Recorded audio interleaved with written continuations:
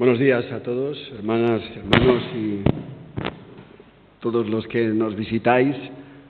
Como decíamos el domingo pasado, pues llevar también nuestros saludos fraternales a vuestros hermanos e iglesias en el Señor. Esta semana venía en el coche y venía escuchando la radio y estaban realizando una entrevista contando la historia de un joven que se había quedado inválido de cintura para abajo y actualmente va en silla de ruedas. En esa entrevista el joven relataba su experiencia y contaba una frase suya que él se dijo a sí mismo y que os menciono. Dijo: Chisco, estas son tus viejas cartas y ahora tienes unas nuevas. O te quedas llorando o las juegas. Dice que esto es lo que él se decía a sí mismo en el Centro de Parapléjicos de Toledo, aquí en España, donde se trabaja precisamente con las personas que han sufrido una cuestión de un trauma medular. Así que contando su experiencia, él decía que llegó un momento en el cual, cuando se despertaba todas las mañanas, él comenzaba a llorar, hasta que entendía que debía de pasar y superar esa situación. De ahí la expresión: o te quedas llorando o las juegas las cartas nuevas que él tenía por delante. Este muchacho se quedó inválido, de piernas para abajo, en una caída en un campeonato del mundo de snowboard en el cual él participaba. Un atleta de élite que ahora veía su vida de esta manera. Tuvo que tomar una decisión: qué hacer con su nueva vida y la nueva situación en la que él se encontraba. A partir de aquel momento, él inició una nueva carrera de atletismo, que era dedicarse al tenis paralímpico. Claro, a veces no podemos imaginar esta situación, pero últimamente incluso han hecho reportajes por televisión y se ve que él va en su silla de ruedas jugando al tenis, y hace poco también Rafa Nadal hacía una referencia a este muchacho, que en este momento está el número 60 en el ranking del mundo y el cuarto de España, y se está preparando para los Juegos Paralímpicos de Tokio del año 2020. Bueno, algunos de nosotros podríamos preguntarnos: ¿y esto qué tiene que ver con nosotros y con la historia que hemos leído en el profeta Samuel, en el libro del primero de Samuel? Pero me vino toda esa historia a la mente al reflexionar y al pensar sobre este pasaje que tenemos delante, porque hay, diríamos, dos frases que son muy similares. Una de ellas es cuando dice este joven Chisco, que decía: o te quedas llorando o las juegas, las nuevas cartas que tenía por delante, la nueva situación. Y creo que conecta con el personaje que nosotros vamos a considerar en esta mañana y que me gustaría traer a vuestra consideración, que tiene que ver con el profeta Samuel.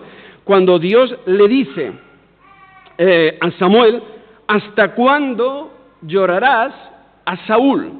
¿Hasta cuándo llorarás a Saúl, habiéndolo yo desechado para que no reine sobre Israel? ¿Hasta cuándo te quedarás llorando? Estas son las nuevas cartas: o te quedas llorando o te las juegas. Bueno, de alguna manera todos conocemos más o menos la historia de Samuel, pero creo que es conveniente al menos hacer una pequeña reseña biográfica del personaje para tenerlo todos en nuestra mente.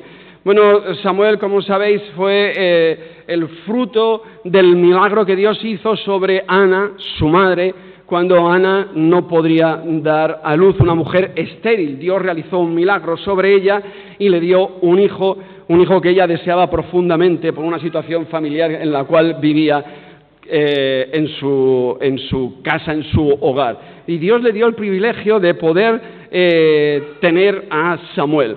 Después de aquel milagro, ella decide dedicarlo al Señor. Y dedicarlo al Señor suponía dejarlo en el templo bajo, diríamos, el cuidado, la protección y la mentoría del sacerdote Elí, y él se crió y se educó con el sacerdote Elí en las los servicios del templo. Todos sabemos que cuando él era jovencito oyó una voz del Señor que le llamaba en sueño y Samuel respondía una, dos, hasta la tercera vez que ya el sacerdote Elí le dice, bueno, tú pregunta porque yo no soy, es el Señor el que te llama. Y después de aquella tercera llamada del Señor, el Samuel le contesta, heme aquí, ¿para qué me has llamado? Heme aquí, ¿para qué me llamas? En una actitud de servicio al Señor en aquello que el Señor le estaba llamando. A partir de ese momento la historia de David y la vida de Samuel pues se va transcurriendo. Él llega a ser juez de Israel y llega a ser el primer profeta digamos oficial de Israel, realizando toda una carrera en esas funciones de juez y profeta del Señor para su pueblo Israel. Samuel tuvo un privilegio. El privilegio de Samuel fue el privilegio de ungir a los dos primeros reyes de Israel. Ungió al rey Saúl, como todos bien sabemos. Aquello parece ser que no salió muy bien, como veremos a continuación, y después tuvo el privilegio de ungir al rey David. Por tanto, un hombre dedicado al servicio del Señor. El primer rey al cual él ungió fue al rey Saúl. Y como sabemos, pues Saúl fue un rey con un reinado muy convulso, lleno de guerras, y su carácter probablemente, si no era bipolar, era algo similar, un carácter muy complejo, muy complicado, una personalidad muy difícil, y lo vemos fundamentalmente en las relaciones con el futuro rey de Israel, con David, cuando David estaba en la corte junto con Saúl. Saúl cometió dos grandes errores, dos grandes pecados, según nos describe la Escritura. El primero fue cuando Israel estaba en guerra y se tenía que enfrentar con los filisteos en Micmas, y allí el profeta Samuel le dijo, espera que yo llegue para dar sacrificios al Señor para que Él bendiga la contienda. El pueblo se empezó a inquietar porque Samuel no venía. Saúl se empezó a poner nervioso porque hubo gente que empezaba a desertar, y ante aquella situación pues Saúl decide, mira, ya que no viene Saúl, hago yo el sacrificio. Y ese fue su primer pecado, su primer error. Samuel viene y denuncia, por así decirlo, el pecado de Saúl de no haber esperado para que Samuel hiciera el sacrificio. Y el segundo gran pecado de Saúl, según nos narra el texto de Samuel, tuvo que ver precisamente también con una guerra y enfrentamiento con los amalecitas. En esa guerra contra los amalecitas, el Señor le había dicho que en aquellas situaciones y contiendas del Antiguo Testamento que tenía que acabar con todos los amalecitas, incluso con el rey de Amalec. El gran error de él fue precisamente no acabar con el rey, y aquello fue lo que Samuel vino a denunciar. No has sido obediente a Dios, por tanto Dios te ha desechado como rey. Y en esa situación de que el Señor le dice a Samuel que Dios le había desechado como rey, es donde nosotros nos encontramos precisamente en este momento de la historia, en el comienzo del capítulo 16. Fijaros que el capítulo 15 termina con el versículo 35 que dice, y nunca después, diríamos que después de haber denunciado Samuel el pecado de Saúl, se dice, y nunca después vio Samuel a Saúl en toda su vida.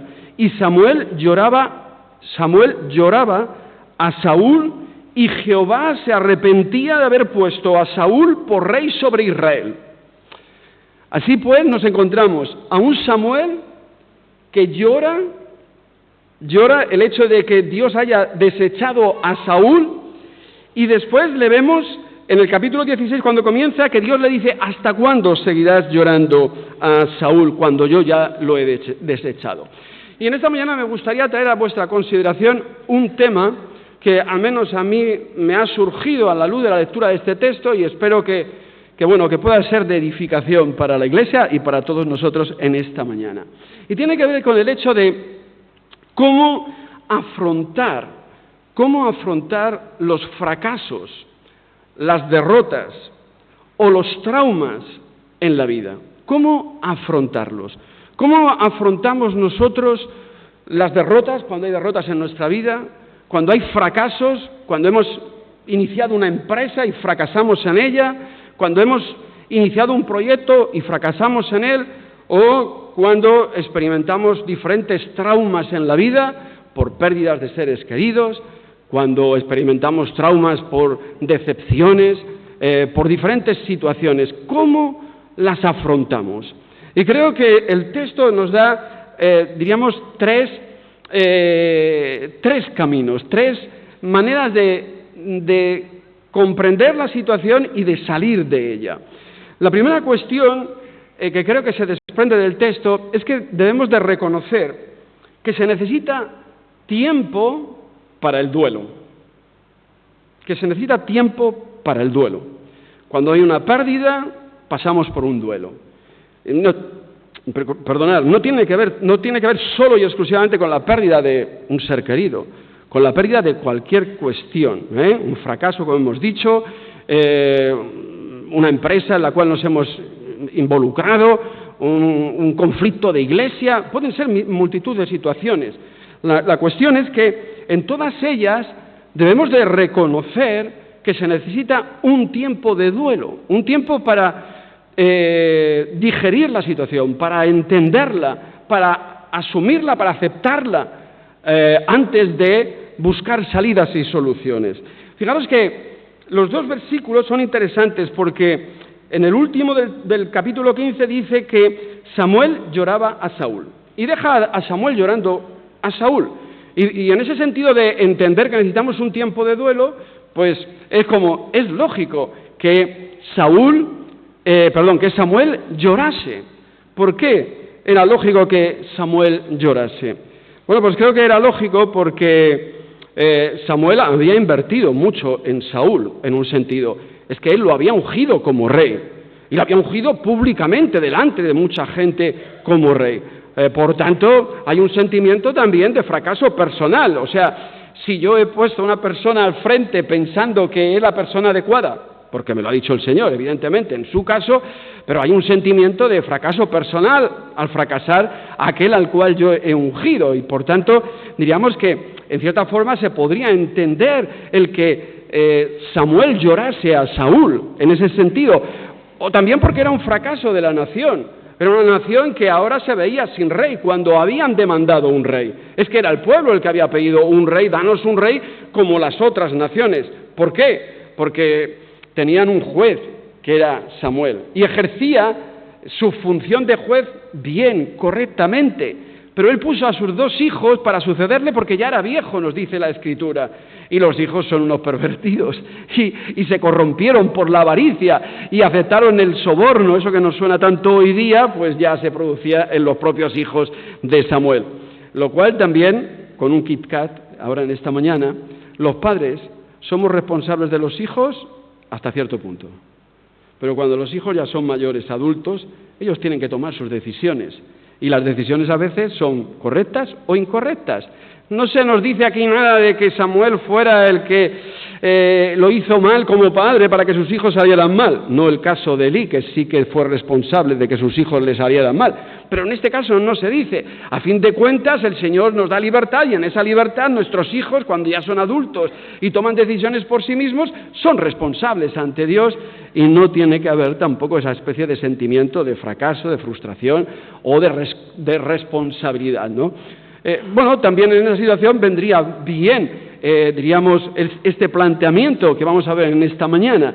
Y en este sentido, Samuel está llorando a Saúl. ¿Por qué? Pues porque, en cierta forma, se siente responsable. Por otro lado, lo puede vivir como un fracaso de la propia nación de Israel, de la cual él era el profeta y de la cual era el juez, y por tanto ese sentimiento podría estar en él. Samuel está llorando. Necesita un tiempo de duelo. El Señor lo reconoce. Está llorando, ahora, luego le dirá, ¿hasta cuándo vas a seguir llorando? Por tanto, se reconoce el primer estadio del duelo, en el cual diríamos que tenemos que comprender la situación, entenderla, asumirla interiormente. Bueno, en fin, los psicólogos dan los pasos del duelo, ¿no? No es cuestión de entrar en esta mañana en este asunto, pero lo que creo que sí que es interesante es que el Señor nos reconoce como personas, que no somos máquinas, que cuando tenemos un problema en la vida, un fracaso, una pérdida, un trauma, no podemos levantarnos al día siguiente como si no pasara nada, porque entonces es que está pasando algo muy serio, y es que no eres consciente de lo que te está sucediendo. Por tanto, ese periodo de duelo, ese tiempo de llorar, ese tiempo de introspección es necesario, y el Señor así creo que lo reconoce. El problema creo que surge cuando nos quedamos atrapados en el círculo del dolor, del fracaso, de experiencias no superadas, cuando nos quedamos atrapados en las pérdidas o incluso en el propio pecado. Y creo que la pregunta otra vez del Señor ilustra perfectamente esto. ¿Hasta cuándo? No podemos quedarnos atrapados permanentemente en el sentimiento de pérdida, de fracaso o de frustración, porque entonces seremos prisioneros de ella y no avanzaremos en este sentido. En esto no se pueden marcar tiempos, las personas somos diferentes, unos necesitan más tiempo que otros, y por tanto el Señor en eso también es generoso, le dio su tiempo a Samuel. Todos somos diferentes y por tanto curar heridas, pues unos las pueden curar más pronto y otros más tarde. Los tiempos son diferentes, pero al final es necesario curar las heridas y pasar el tiempo del duelo. Es necesario en este sentido por causa de la pérdida y por causa de las diferentes situaciones. Y como decía antes, las experiencias pueden ser muy diferentes. Puede haber experiencias de fracaso profesional, de fracaso estudiantil, de fracaso emocional, relaciones que no funcionan, personas que se sienten solas, puede ser situaciones de pecado, situaciones de traición. ¿Recordáis aquello de Pedro? Pedro, me negarás 3 veces.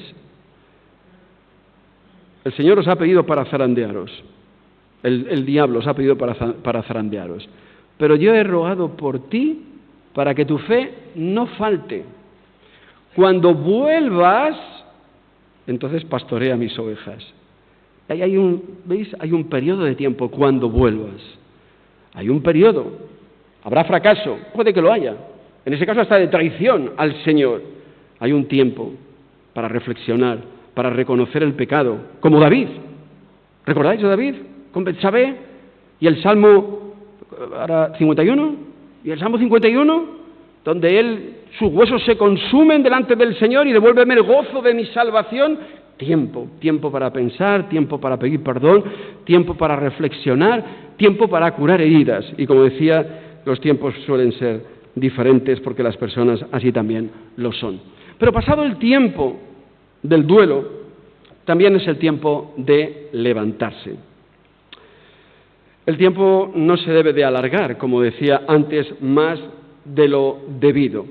Y como hemos dicho antes, tampoco podemos marcar los tiempos. Cada persona tiene que tener el suyo, pero no podemos quedarnos atrapados en el problema eternamente y para siempre. El Señor le dice a Samuel: ¿hasta cuándo llorarás a Saúl, habiéndolo yo desechado para que no reine sobre Israel? Y ahora le dice: mira, el tiempo ya se ha cubierto. Ahora, ¿qué tienes que hacer? Llena tu cuerno de aceite y ven.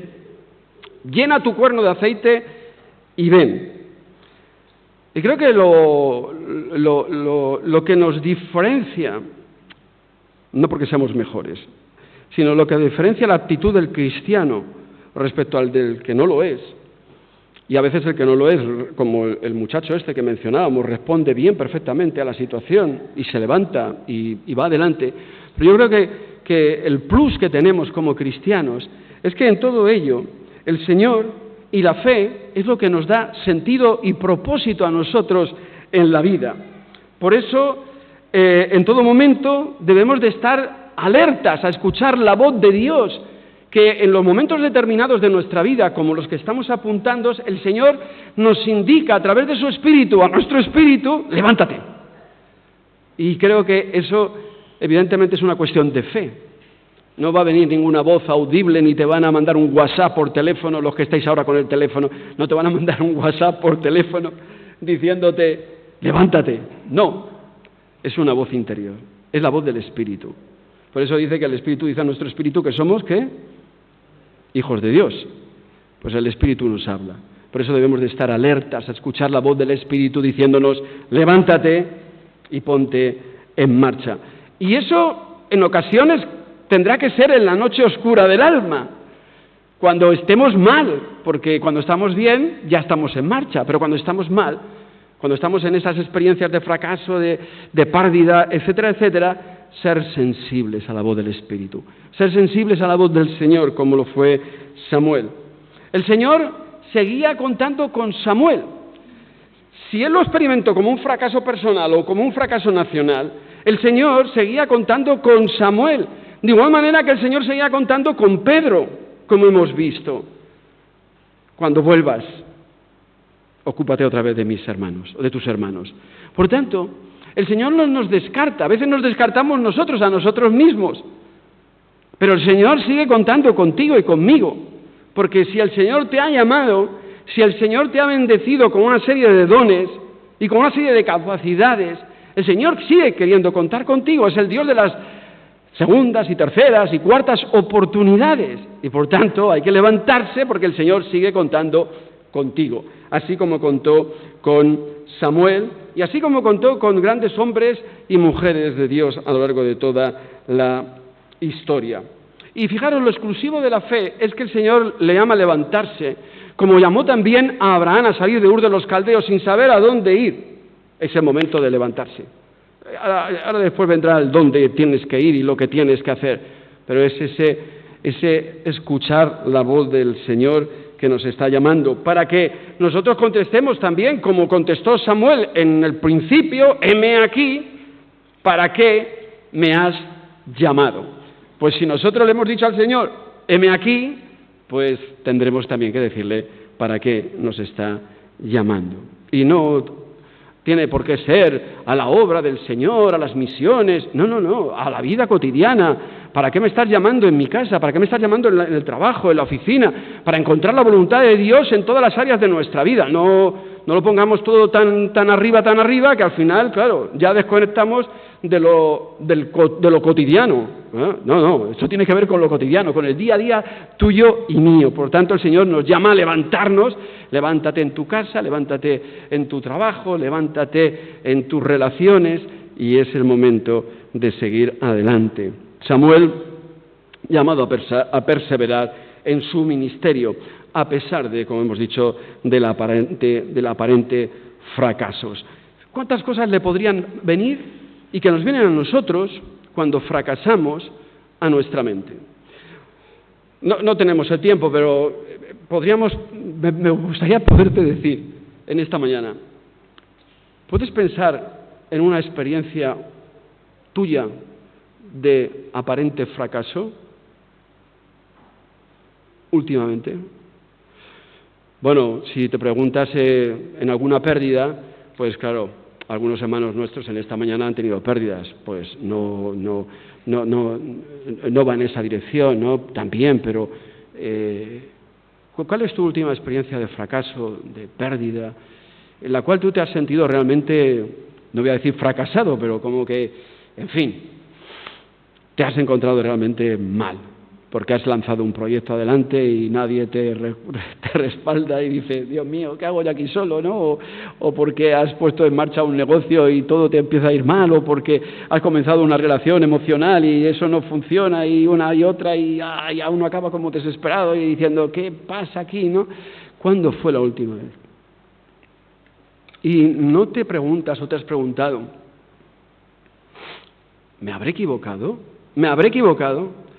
¿Lo habré hecho mal? ¿Habrá sido mi culpa realmente? Obviamente, Samuel era responsable de sí mismo y de sus decisiones. Saúl era responsable de las suyas. Por tanto, diríamos que las culpas estaban en un lado y no en el otro. Pero como decía al principio, el sentimiento de fracaso por el cual llora Samuel, pues puede hacerle a él sentir parte de la responsabilidad. Pero una vez más el texto vuelve a insistir que Samuel debía de ser fiel al llamamiento de Dios. Y por tanto, Samuel, llena tu cuerno de aceite y ven. Esta es la responsabilidad. Responder a la voz de Dios, ponernos en pie y ponernos en marcha. ¿Por qué? Pues porque el Señor nos está llamando. Porque el Señor nos llamó un día y porque el Señor nos ha encomendado una misión a todos en distintos lugares. También en la Iglesia, evidentemente, a todos nosotros. Y como decía al principio o antes, el sabernos hijos de Dios, el saber que el Señor a todos nosotros nos ha capacitado con dones, debe hacernos sentir necesarios, no imprescindibles, pero sí necesarios. Y necesarios porque todos tenemos una misión en la vida, que pueden ser muchas misiones, pequeñitas en la vida, pero todos tenemos una misión en la vida, con nuestros hijos, con nuestros nietos, con nuestros seres queridos, con la Iglesia de Dios, con tantas cosas, ¿verdad? Con el testimonio, con la evangelización, con todo. Todos tenemos una gran misión y todos tenemos muchas misiones, ninguna imprescindible, pero todos llamados a levantarnos y ponernos en marcha. Vamos a ir al tercer elemento de esta propuesta en esta mañana. Una vez que hemos superado el duelo, una vez que nos hemos levantado, entonces ahora es hora de afrontar los nuevos retos que tenemos por delante. Hora de afrontar los nuevos retos que tenemos por delante. Ahora Samuel tenía un nuevo reto, que el Señor le había encomendado. Era importante que él se levantara, que se pusiera en pie, porque el Señor le dice, te enviaré a Isaí. Isaí, el padre de David, ¿verdad? Como todos sabemos.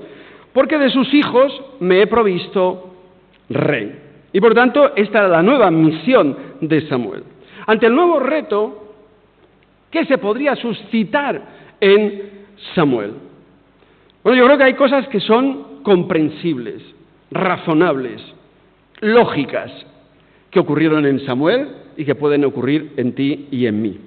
Y es que cuando hemos experimentado un fracaso del tipo que sea, ponernos en marcha de nuevo, pues volver a intentarlo, probablemente casi con toda seguridad van a surgir miedos e incertidumbres. Miedos a volver a fracasar. Incertidumbres ante lo que está por delante, lo desconocido de la nueva situación. Esto fue lo que le ocurrió a Samuel. Cuando el Señor le dice las palabras, él contesta, y dijo Samuel, versículo 2, ¿cómo iré? ¿Cómo iré? Esto nos suena mucho de Moisés y todos aquellos llamados del Señor, pero continúa y dice, si Saúl lo supiera, ¿qué? Me mataría. ¿Por qué? Porque esto sí que era una rebelión en toda regla. Habiendo un rey ungido, ungir a otro como rey, pues era una rebelión total y absoluta, una conspiración, y por tanto Samuel sabía que se estaba jugando el cuello. No estaría esperando una sentencia para septiembre o octubre, pero estaba a punto de que le cayera una muy grande a Saúl, perdón. No, a Samuel. Estáis todos más atentos que yo. A Samuel, exactamente. Por tanto, podemos decir que los miedos de Samuel estaban justificados. Yo creo que sí, El Señor no llama a héroes para ir al matadero. El Señor llama a hombres y mujeres con miedos, con temores, o sea, gente normal como tú y como yo, que tenemos nuestras debilidades y que tenemos nuestros miedos, y le llamó a Samuel. ¿Cómo iré?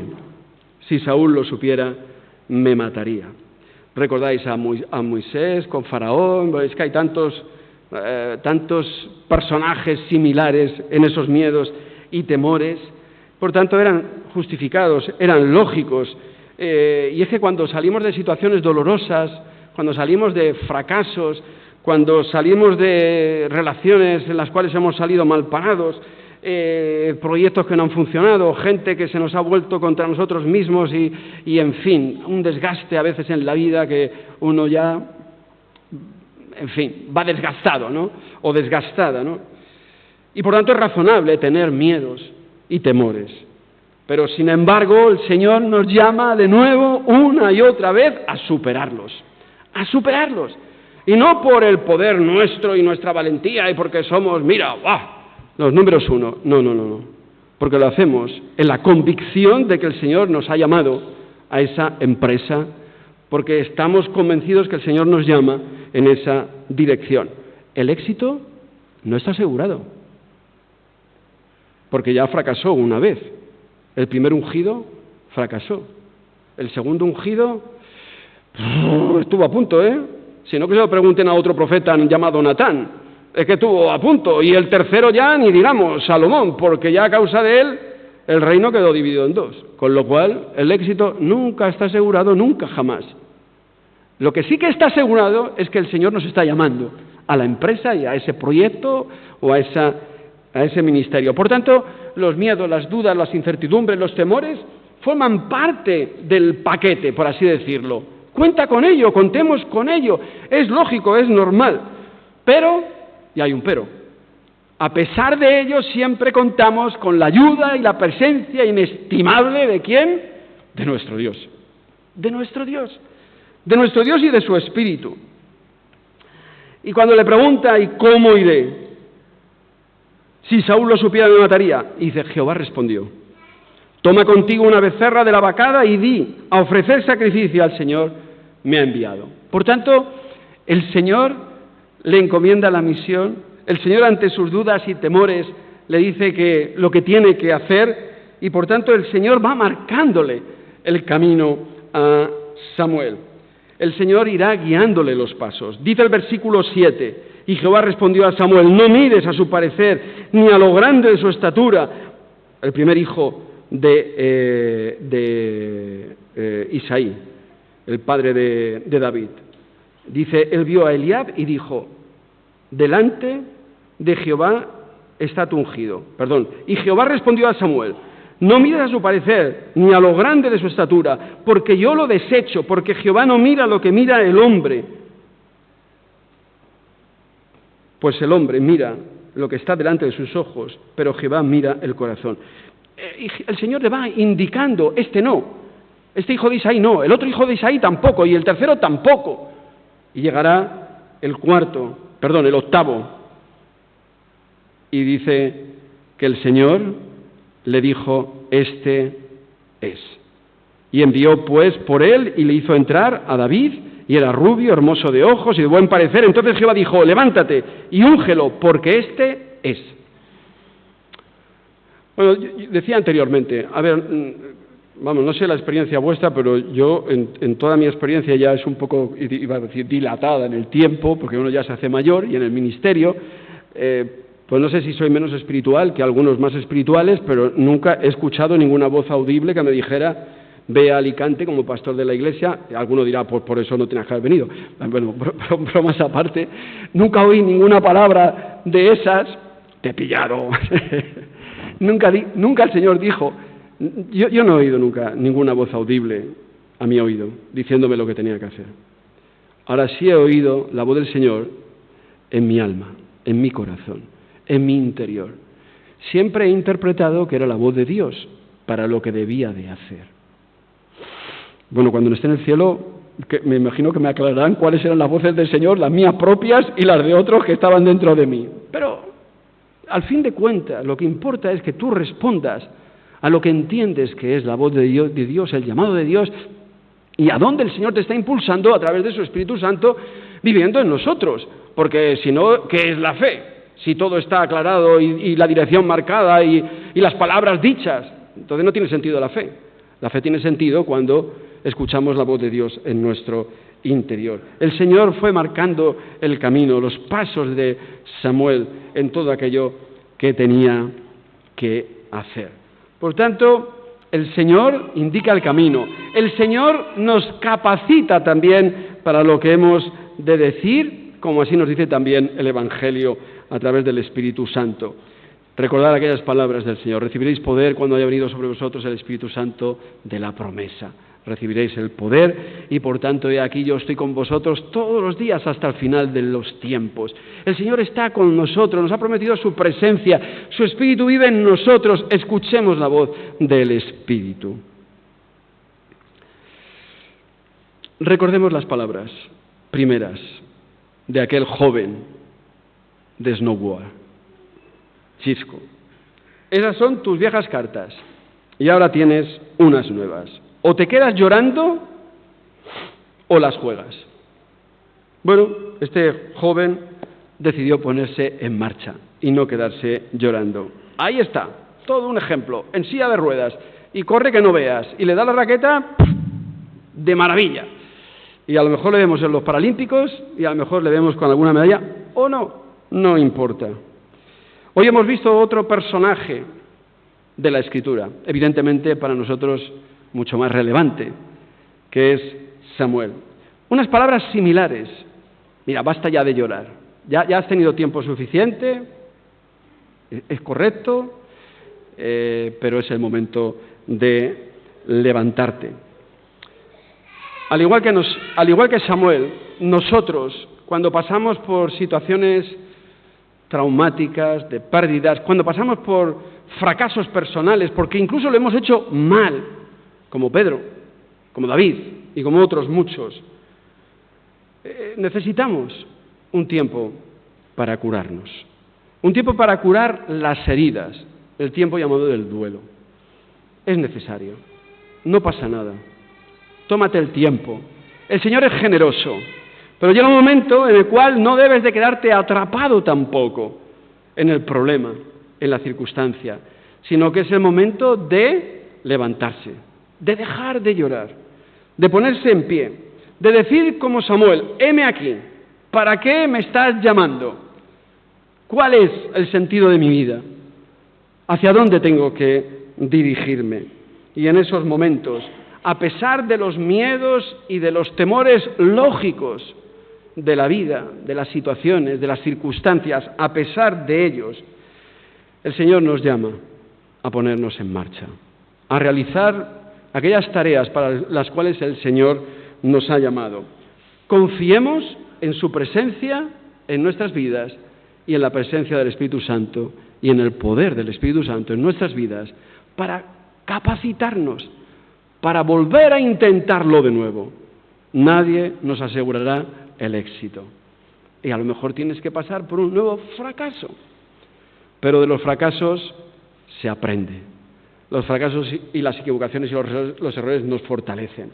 Por tanto, puestos los ojos en Jesús, el autor y consumador de la fe, nos lanzamos a lo que está por delante. Olvidando lo que queda atrás, nos lanzamos a lo que está por delante, nos dirá el apóstol Pablo. Pues que esa sea, me gustaría, en fin, en esta mañana de domingo de agosto, con tanto calor, que este sermón pudiera también ser un alivio en medio tal vez de una situación que estemos pasando por ella. Si no es el caso, pues cuando pasemos por una situación así, que al menos nos haga pensar y reflexionar para podernos levantar y decir: heme aquí, ¿qué quieres que yo haga, Señor? Que el Señor también nos ayude como iglesia, como comunidad, a tener esa misma actitud, porque a veces nos quedamos atados en el pasado en vez de lanzarnos a lo que está por delante.